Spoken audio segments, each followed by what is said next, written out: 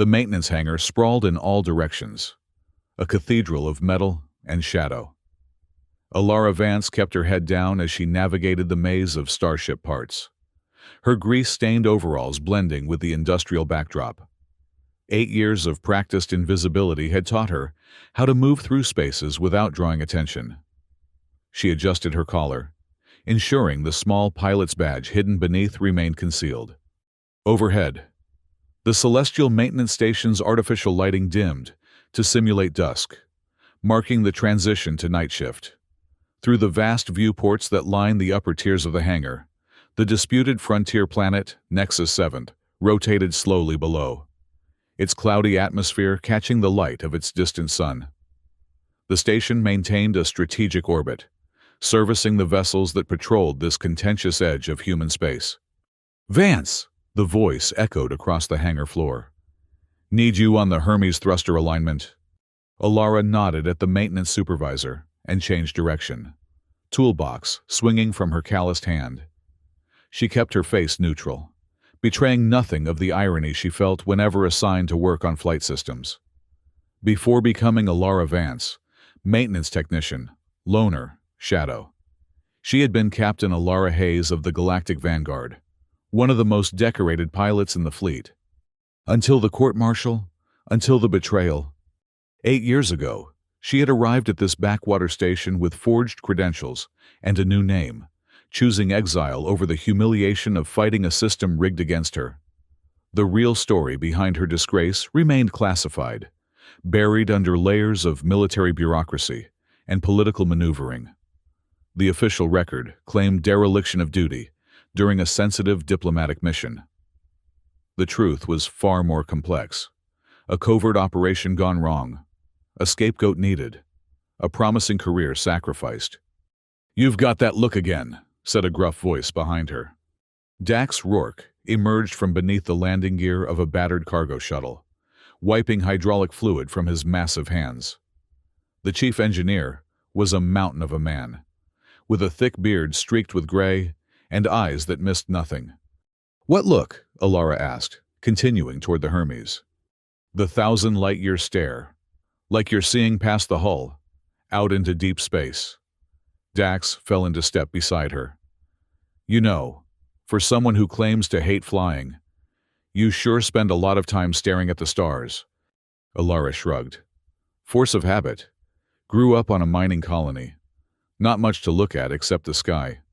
It was a practiced lie, one of many small fabrications that formed the protective shell around her true identity. Dax grunted, unconvinced but respectful enough not to pry. That was why she tolerated his company more than most. He recognized boundaries. "Hermes needs more than a thruster alignment," he said, changing the subject. "Reactors fluctuating. I don't trust the readings." "I'll check it," Alara replied, grateful for the technical focus. They worked in comfortable silence, the kind built between people who understand tools better than people. Dax respected her instinct for mechanics, even if he sometimes gave her curious looks when she demonstrated knowledge beyond her supposed background. Over the years, he had become the closest thing to a friend she allowed herself. 3 bays down, the station's resident xenobiologist, Dr. Mina Korin, worked in her makeshift laboratory. The scientist rarely ventured into the general maintenance areas, preferring the company of alien artifacts to people. Today, however, she appeared unusually animated, moving between scanning equipment and communication terminals with purpose. "Something's got Korin excited," Dax observed, following Alara's gaze. "Not our problem," Alara replied, turning back to the reactor diagnostics. The less she involved herself in station politics or special projects, the safer her cover remained. Anonymous, unremarkable, invisible. As they finished the repairs, the station's public address system crackled to life, a rare occurrence during night shift. "Attention all personnel. Unscheduled diplomatic vessel approaching. Section heads report to Docking Bay Alpha. Maintenance crew stand by for special assignments." Dax whistled low. "Diplomatic, out here?" Alara's stomach tightened. Diplomatic missions meant higher scrutiny, military presence, and the increased risk of someone recognizing her. She had deliberately chosen this remote station because important people didn't come here. "I'm going to finish this calibration," she said, burying herself deeper under the access panel. "Suit yourself," Dax replied, but his curiosity was evident as he wiped his hands and headed toward the main concourse. "I'll let you know if it's anything interesting." Alara worked methodically, focusing on the technical puzzle before her, rather than the knot of anxiety forming in her chest. By the time she emerged, the hangar had emptied of all but the most essential personnel. She took the opportunity to conduct a final systems check on the Hermes, losing herself in the familiar patterns of spacecraft diagnostics. 2 hours passed before the hangar doors slid open again. Alara looked up, expecting to see Dax returning with gossip about the diplomatic arrival. Instead, she froze. 6 figures entered the hangar, but only 2 were human. The aliens towered over the station's commander and security detail, standing nearly 8 feet tall with slender, elongated limbs. Their skin pulsed with subtle bioluminescence, shifting between deep blues and purples as they moved. Their faces were angular, with large, multifaceted eyes that reflected light like living gemstones. Zelthars.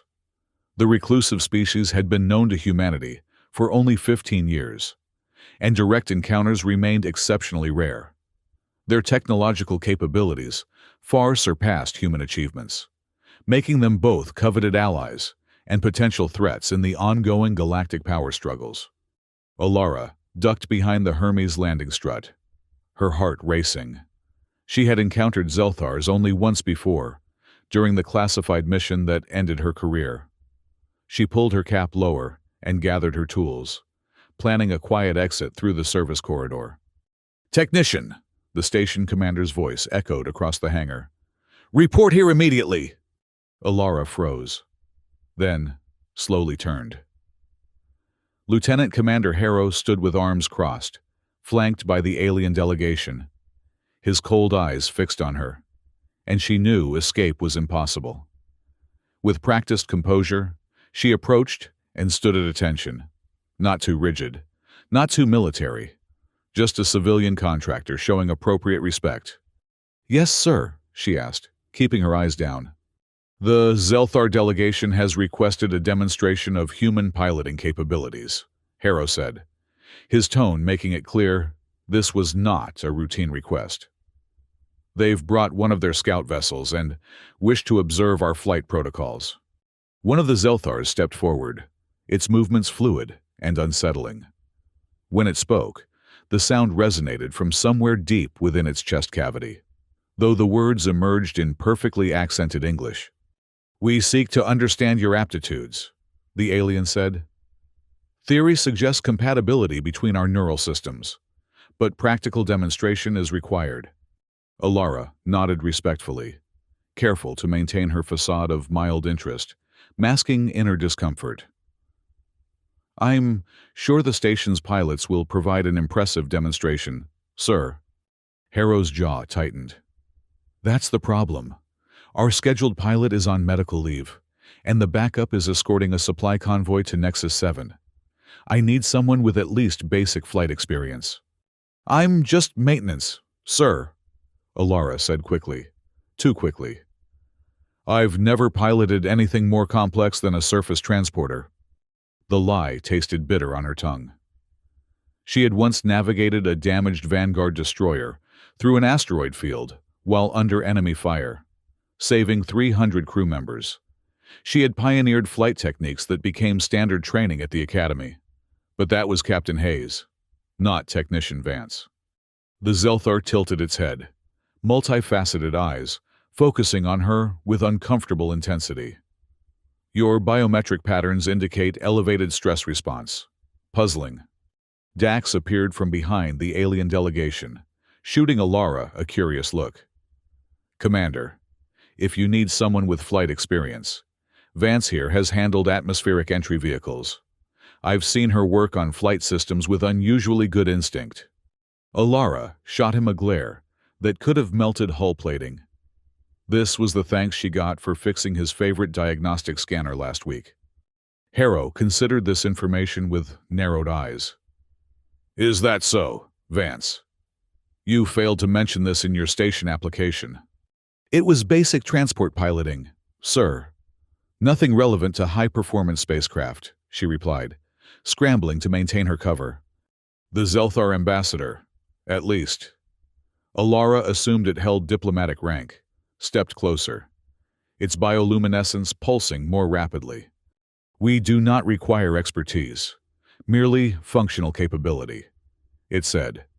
"The interface will compensate for human limitations." Harrow's expression hardened.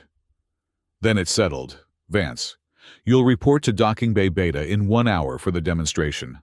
The Zelthar vessel is already being prepped." "Sir, I really don't think—" "That's an order, technician." Harrow's tone left no room for argument. "This is a critical diplomatic opportunity. Make it happen." As the delegation moved away, Dax approached Alara, oblivious to her inner turmoil. "Sorry if I volunteered you," he said, not sounding particularly sorry. "But better you than me. I get space sick just thinking about manual controls." Alara managed a tight nod, her mind racing through scenarios. None of them good. If she refused outright, she'd draw unwanted attention. If she performed poorly on purpose, she risked diplomatic incident. If she demonstrated her true skill level, her cover would shatter. 8 years of careful anonymity undone in a single flight. "I need some air," she muttered, heading for the viewport corridor. The passage ran along the station's outer hull, offering expansive views of space and relative privacy. Alara braced herself against the reinforced glass, watching the stars and trying to steady her breathing. The Zelthar vessel was visible now, docked at the far end of the station, sleek, asymmetrical, with an organic quality to its design that defied human engineering principles. "Quite beautiful, isn't it?"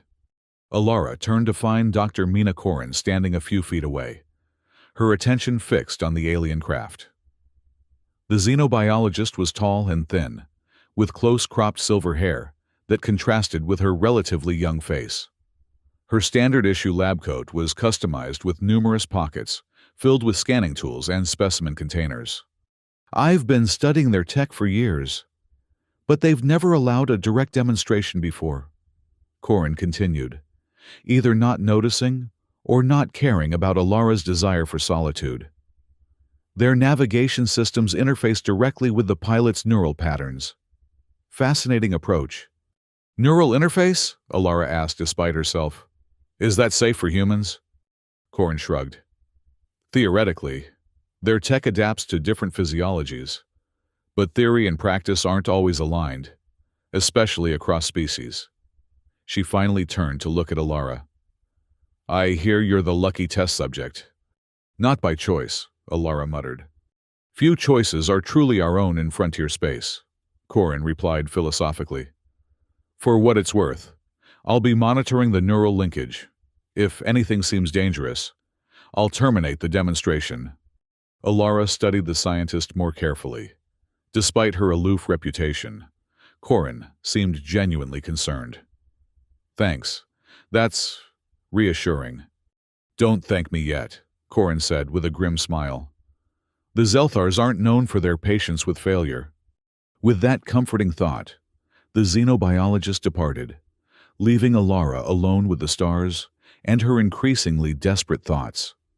The hour passed too quickly. Alara considered sabotaging the demonstration, claiming illness. Even contemplated using her emergency escape plan, a small, untraceable shuttle she'd prepared years ago for exactly this type of scenario. But each option carried consequences she couldn't control, and the Zelthar's ability to read biometric responses complicated any deception. When she arrived at Docking Bay Beta, a small crowd had gathered. Station personnel, drawn by the unusual event, lingered at the periphery while Harrow briefed the Zelthar delegation. Dr. Koren hovered near a portable monitoring station, calibrating equipment with focused precision. The Zelther vessel dominated the center of the bay. Up close, its organic curves and seemingly impossible angles created an unsettling visual effect, as if the ship existed partially in another dimension. A circular hatch stood open on its side, revealing a cockpit unlike any human design. No visible controls, just contoured surfaces that pulsed with the same bioluminescence as the Zelthers themselves. "Ah, our pilot arrives," Harrow announced as Alara approached, his tone making the title sound like an insult. "The Zelthers have graciously provided a simplified flight path for the demonstration. You'll take the vessel out, execute a basic orbital maneuver around the station, and return to dock. Dr. Corrin will monitor your neural patterns during the interface." The lead Zelthar, who had finally been introduced as Ambassador Kretal, observed Alara with unsettling intensity. "Your species shows remarkable adaptability. We are curious if this extends to flight intuition." Alara nodded respectfully, fighting to maintain her facade of nervous inadequacy while inside. Muscle memory and training screamed for release. She hadn't sat in a cockpit for 8 years, yet her hands already anticipated the sensation of controls. "The interface may cause initial disorientation," Dr. Corrin explained, attaching monitoring sensors to Alara's temples. "Try to remain calm and receptive. The system will calibrate to your thought patterns." "What exactly am I supposed to think about?" Alara asked, playing her role. "Intent rather than specific controls," Corrin replied. "Think about the desired movement, not how to achieve it. The ship interprets rather than obeys." Alara climbed into the cockpit, finding the interior even stranger than it appeared from outside. The seat, if it could be called that, adjusted to her form, creating a perfect ergonomic support. The surfaces around her pulsed with light, responding to her proximity. As the hatch sealed, cutting off external sound, panic flared briefly in her chest. 8 years of hiding, of suppressing her true identity. And now, she sat in an alien cockpit with an audience waiting to judge her performance. The irony might have made her laugh if the stakes weren't so high. "Neural interface initiating," Dr. Corrin's voice came through a communication implant. "Remember, intent over action." A wave of sensation washed over Alara as the ship's systems connected with her consciousness. The experience defied description, neither physical touch nor pure thought, but something between. The vessel seemed to extend her awareness, offering perceptions beyond normal human senses. She could feel the station's gravitational field, the subtle radiation from nearby stars, the minute variations in local spacetime, and beneath it all, a presence, not quite sentient, but aware. The ship itself, reaching toward her mind like a curious animal. "Remarkable neural compatibility," she heard Dr. Corrin murmur over the comm. "The ship is responding unusually well to initial contact." Of course it was. Despite everything, despite 8 years of denial, Alara Hayes had been born to fly. "Beginning departure sequence," she said, surprised by the steadiness in her voice. "Intent over action." She visualized the ship lifting, turning, exiting the docking bay, and felt it respond, not to her commands, but to her imagination. The motion was smooth, effortless, as the craft glided from the station into open space. Through the cockpit's transparent sections, which seemed to shift between opacity and clarity based on her focus, Alara saw the small crowd watching her departure. Harrow's stern face, the Zelthar's unreadable expressions, Dr. Corrin's intense concentration on her monitors. And then, they were behind her, and she faced the stars. For the first time in 8 years, Captain Alara Hayes flew among them. The sheer joy of it hit her like a physical force. The neural interface amplified the sensation, the ship responding to her exhilaration with increased responsiveness. She executed the prescribed maneuver with basic competence, not too skilled, not too clumsy, fighting against muscle memory and intuition that demanded more.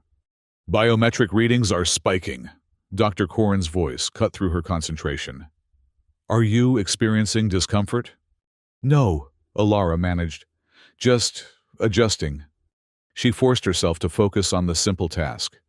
To suppress the part of her that wanted to dance among the stars.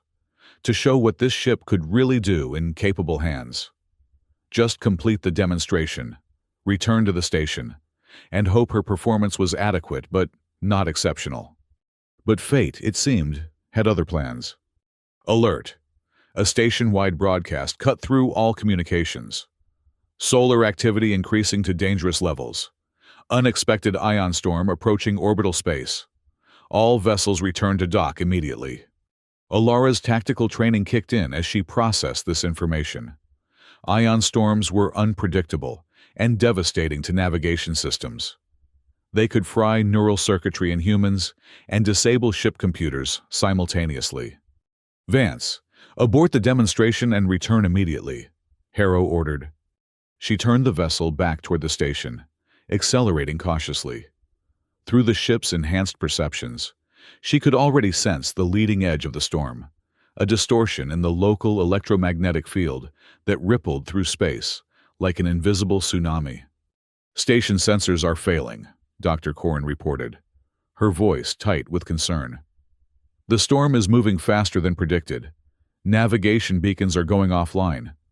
The ship's interface flickered, the neural connection becoming unstable as the storm's influence grew stronger.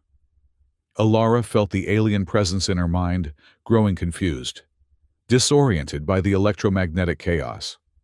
This was the moment where adequate piloting skills would fail, where a maintenance technician with basic transport experience would panic and lose control, where Alara Vance would be exposed as incompetent. But Alara Hayes had flown through worse, making a split-second decision. She deepened the neural connection, opening herself fully to the ship's awareness. The interface stabilized, strengthened by her confidence and experience. Through the cockpit viewport, she could see the station's lights flickering as the storm's first wave hit, disrupting power systems. "I've lost telemetry on the Zelthar vessel," she heard Dr. Corin say, her voice breaking up with interference. "Vance, can you hear me?" "I'm here," Alara replied, her focus absolute. "But standard approach is impossible. Navigation beacons are down, and the docking computers will be compromised." She made no effort now to hide her expertise, analyzing the storm patterns with practiced precision. The ion disturbance wasn't uniform. It contained eddies and currents, just like atmospheric weather. And like any storm, it had an eye, a center of relative calm. "I'm going to navigate through the storm structure," she announced, already plotting the course in her mind, feeling the ship respond to her intentions. "The direct approach is impossible, but I can find a path through the electromagnetic variations." "That's beyond your capability, technician." Harrow barked over the failing communication system. "Wait for—" Static consumed the rest of his order. Alara was already in motion, the Zelthar vessel responding with incredible precision as she guided it into the storm. She navigated by instinct and training, reading the subtle fluctuations in the ship's neural feedback to detect safe passages through the ionized chaos. The journey became a dance between pilot and vessel, between experience and intuition. Where sensors failed, she relied on the ship's alien perceptions, interpreting its signals through the filter of her human understanding. Where the neural interface wavered, she compensated with manual adjustments, her body remembering techniques long suppressed. Minutes stretched like hours as she threaded through the storm structure, approaching the station from an angle that offered minimal exposure to the worst electromagnetic disruptions. The docking bay appeared through the storm's haze, emergency lights pulsing in patterns designed to guide pilots through system failures. With communications down and automated docking impossible, Alara executed a perfect manual approach, a technique she had once taught to Vanguard cadets, now performed with an alien vessel through a neural interface compromised by ion interference. The ship settled onto the docking pad with barely a tremor, locking into place as the bay's emergency containment field stabilized around it. Only then did Alara allow herself to exhale, the tension of focused flight draining from her body as the neural connection gently disengaged. The hatch opened to stunned silence. Station personnel stood frozen, staring at the vessel and its pilot with expressions ranging from disbelief to suspicion. The Zelthar delegation's bioluminescence pulsed in rapid, complex patterns that suggested intense communication among themselves. Lieutenant Commander Harrow's face had drained of color. His eyes narrowed in growing comprehension. Dr. Corrin was the first to speak, her scientific curiosity overriding protocol. That was impossible. The neural synchronization readings exceeded all theoretical parameters. Alara stepped from the cockpit on unsteady legs, the lingering sensation of the neural interface making her own body feel temporarily foreign. She knew what was coming and steeled herself for the inevitable. "No maintenance technician flies like that," Harrow said coldly, stepping forward. "Who are you really, Vance?" Before she could respond, Ambassador Krytal moved between them, its towering form casting both humans in shadow. "The pilot's neural patterns have been recorded by our vessel," it stated. "They match archived data from previous human-Zelthar interactions." A ripple of confusion passed through the human observers. But Alara understood immediately. The classified mission 8 years ago, her disgrace had come after first contact with the Zelthars, a diplomatic initiative that had gone catastrophically wrong. Or so the official record claimed. "The human designation was different," Krytal continued. "But neural patterns are unique identifiers. You are Captain Alara Hayes of the Galactic Vanguard." The name hung in the air like a thunderclap. Station personnel murmured in confusion. Harrow's expression shifted from suspicion to shock. "That's impossible," he stated flatly. "Hayes was court-martialed and disappeared years ago." "And yet, she stands before us," Krytal replied. "The human who saved our delegation during the Proxima incident. Contrary to her government's official condemnation, the truth Alara had buried for 8 years now emerged in the clinical tones of an alien diplomat.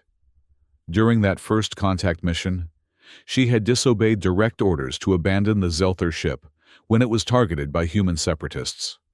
Instead, she had evacuated the alien delegation before their vessel was destroyed, an act of mercy that human military command had deemed a betrayal of strategic interests. The separatists had political connections that reached into the highest levels of fleet command, and someone needed to take the fall for their failed attack. Captain Hayes had been the perfect scapegoat. The data vessel survived, Krytal continued, addressing Alara directly now. It contained records of the attack and your intervention. We have spent 8 cycles searching for the human who demonstrated both exceptional piloting skill and moral courage. Alara stood frozen, her carefully constructed identity crumbling around her. 8 years of hiding, of suppressing her true nature, all undone in a moment of crisis when instinct overrode caution. "Is this true?" Harrow demanded, his authority seemingly forgotten in the face of this revelation. "Are you Hayes?" Alara straightened, feeling the weight of her false identity falling away. What was the point of denial now? "Yes," she said simply. "I am, or was, Captain Alara Hayes." The admission brought an unexpected sense of release. After years of looking over her shoulder, of flinching at the mention of her real name, of burying her skills and passion, the truth felt like oxygen to a suffocating woman. "The records of your court-martial are sealed," Harrow said, struggling to process this information. "You were accused of abandoning my post during a critical security operation." Alara finished for him. The official charge. The reality was more complicated. Ambassador Krytal's multifaceted eyes seemed to assess the human's reactions. "Your government's representatives claimed you had violated orders by interfering in a legitimate security action. They did not mention that the security action was an unprovoked attack on a diplomatic vessel. A stunned silence fell over the docking bay. Even in frontier space, attacking diplomatic missions was considered beyond the pale, the kind of action that could trigger interspecies conflict. "Why are you telling us this now?" Dr. Corrin asked the ambassador, her scientific detachment giving way to genuine confusion. "If you've known the truth for 8 years." "We required verification," Krytal replied, "and circumstances have changed. The human factions responsible for the attack have lost political influence. More importantly, we have monitored Captain Hayes' activities since her disgrace. She chose exile over vengeance, service over bitterness. These are qualities we value." The ambassador turned to address Alara directly.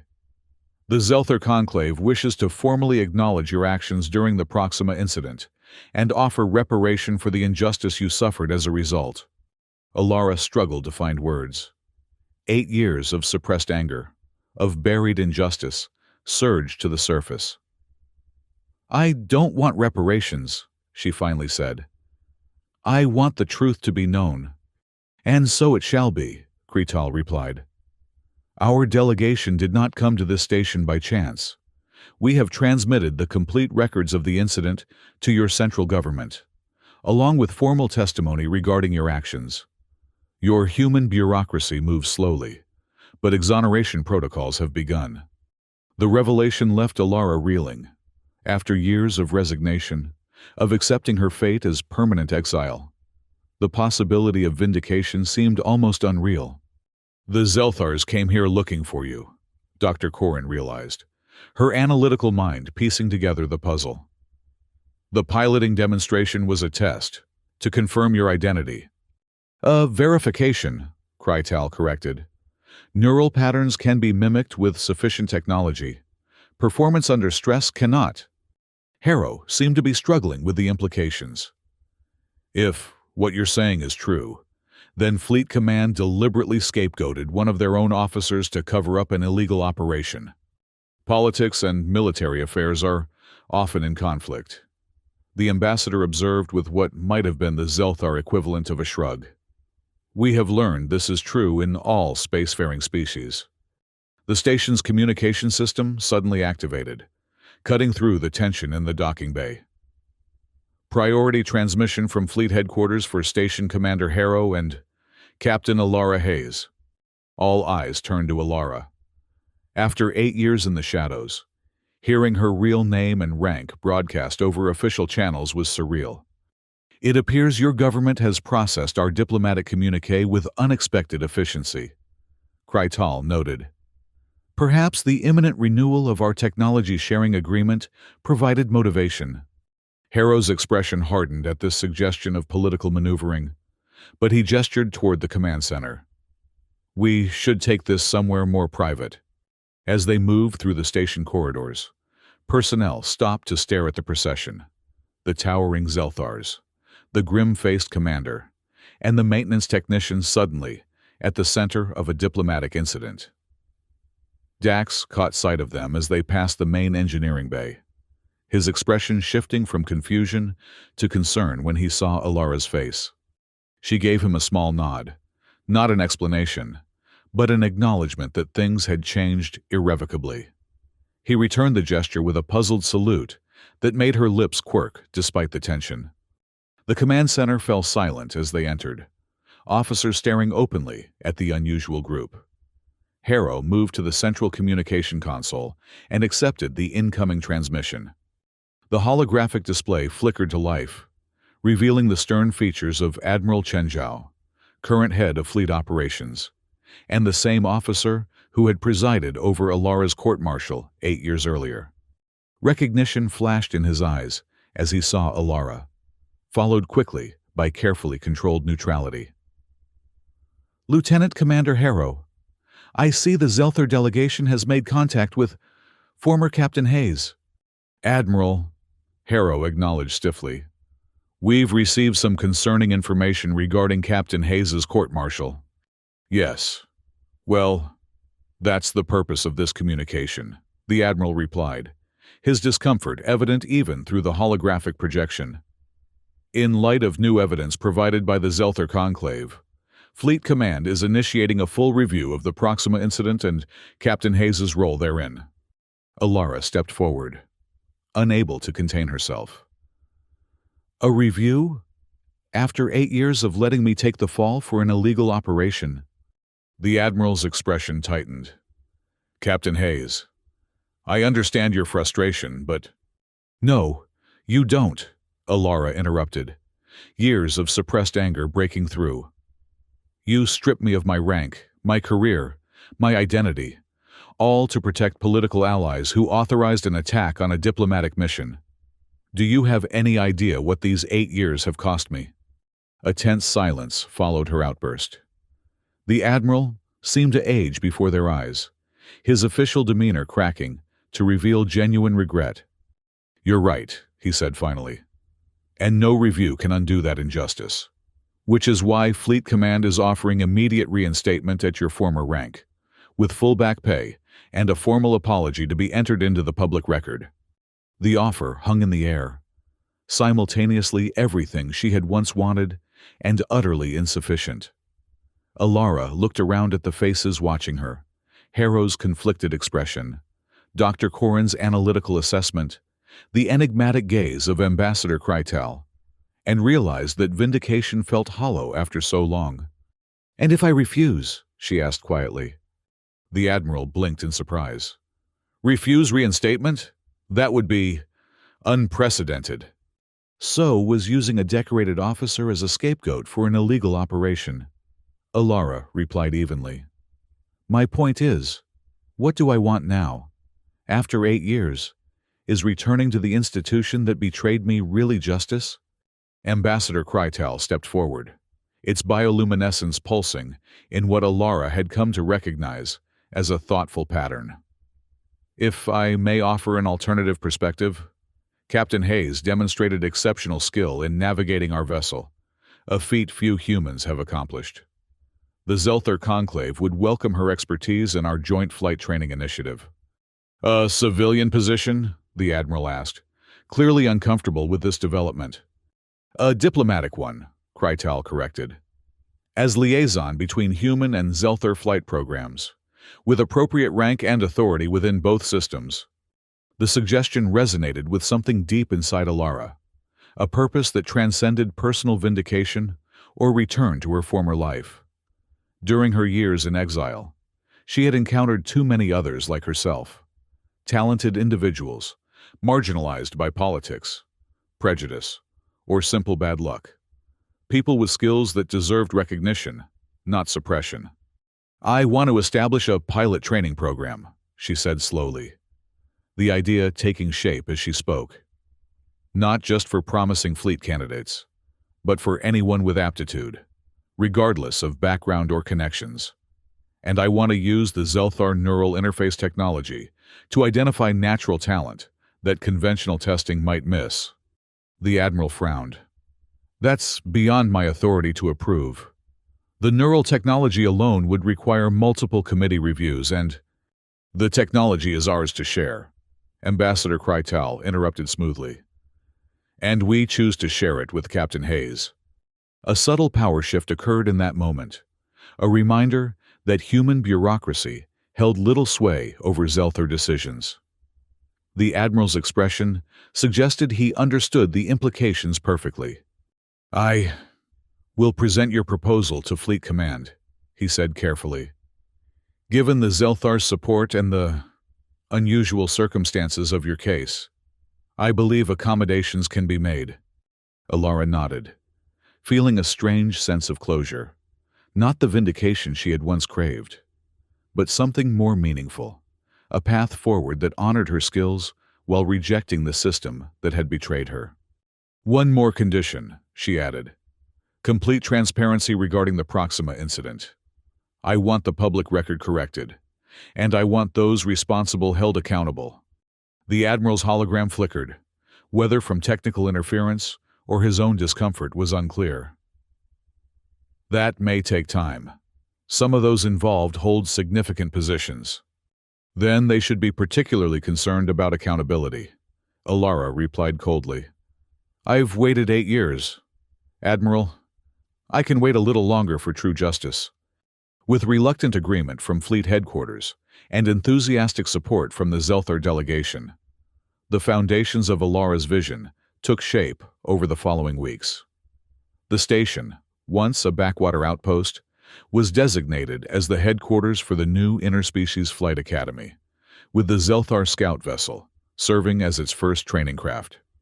News of Captain Hayes' exoneration spread quickly through military and civilian channels, bringing with it a wave of applications from aspiring pilots across human space, many from backgrounds traditionally underrepresented in fleet ranks. The Zelthars, intrigued by human neural diversity, provided additional vessels and technical support. Dr. Mina Koren eagerly accepted the position of Neuroscience Director, her previous aloofness giving way to passionate engagement with the project. "The interface possibilities are revolutionary," she explained during planning sessions. "We're not just training pilots. We're redefining the relationship between consciousness and technology."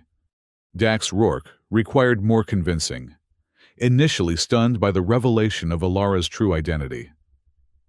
8 years, he said when they finally spoke privately. 8 years working side by side. And I never knew I was handing tools to the most decorated pilot in Vanguard history. "That was the point," Alara replied with a small smile. "Though you suspected something wasn't right about my story. Nobody develops your kind of technical intuition from basic transport experience," he grumbled. "Still, you could have trusted me." "It wasn't about trust," she said gently. "It was about protecting you. The fewer people who knew the truth, the safer everyone was." Eventually, Dax agreed to join the Academy as chief engineer, his gruff exterior hiding genuine excitement about working with advanced Zelthar technology. Even Lieutenant Commander Harrow found a role in the new initiative, his initial suspicion gradually giving way to grudging respect. "I still think you should have taken the reinstatement," he told Alara as they reviewed facility requirements. "The fleet needs officers with your principles." "The fleet needs structural change," she countered. "And sometimes that's easier to achieve from outside the system." 3 months after the ion storm that had changed everything, Alara stood in the converted hangar that now served as the Academy's main training facility. The space had been transformed, with Zelthar neural interfaces installed alongside traditional human flight simulators. Through the viewports, the disputed frontier planet rotated below, no longer just a contested resource, but the site of unprecedented cooperation between species. The first class of cadets would arrive tomorrow, 20 humans and 6 Zelthars, selected not for political connections or species representation, but for raw talent and neural compatibility. Among them were former military washouts, civilian transport pilots, and even a maintenance technician from a mining colony who had never flown anything more complex than a surface shuttle, but showed remarkable neural patterns during preliminary testing.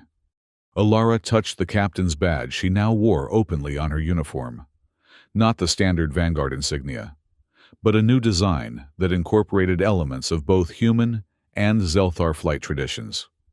"Thinking about tomorrow?" Dr. Koren asked, joining her at the viewport. "Thinking about second chances," Alara replied. "Not just mine, but all of theirs." She gestured toward the roster displayed on her datapad. "Every one of these cadets has a story. Talents overlooked, opportunities denied. Now they get to rewrite their narratives." "Just as you have," Koren observed. Alara nodded, watching as a Zelthar training vessel executed a perfect approach to the station's newly expanded docking facilities. "For 8 years, I hid who I really was, believing that chapter of my life was finished. Now I realize it was just the prologue to something better." In a hidden corner of the hangar, away from the official training areas, the original Zelthar scout ship rested, the vessel that had forced Alara back into the cockpit and catalyzed her redemption. Ambassador Krytal had insisted she keep it as a personal craft, a reminder of the flight that had revealed her true identity. Tomorrow, she would welcome the first class of the Interspecies Flight Academy. Pilots who, like her, deserved the chance to soar beyond the limitations others had placed upon them. But tonight, as the station's lighting dimmed to simulate dusk, Captain Alara Hayes plotted a solo flight among the stars, no longer hiding, no longer grounded, finally free to embrace the identity she had been born to claim.